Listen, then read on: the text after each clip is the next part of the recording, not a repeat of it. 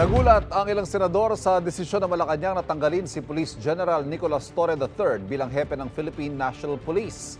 Gayunman, nasa kapangyarihan naman ng Pangulo ang desisyon na ito ayon kina Senate Majority Leader Joel Villanueva, Senador Raffy Tulfo, Senador Erwin Tulfo at Senate President Pro Tempore Jinggoy Estrada.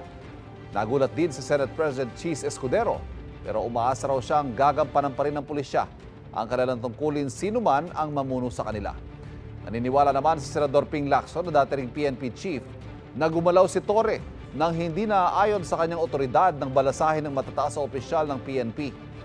Si Senador Bato de la Rosa na isa ring dating hepe ng pulisya, naawa raw sa nangyari kay Torre sa kabila ng kanyang galit dahil sa pag-aresto kay Pastor Apollo Kibuloy at dating Pangulong Rodrigo Duterte.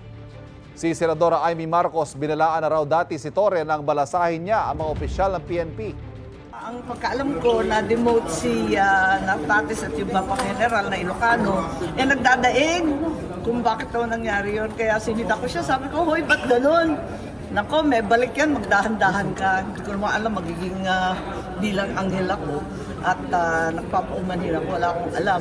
Galit ako sa kanya, sa ginawa niya kay Pastor Apollo Kibuloy at kay President Duterte. Pero ngayon naawa ako sa kanya. Dahil after nung ginawa niya lahat-lahat,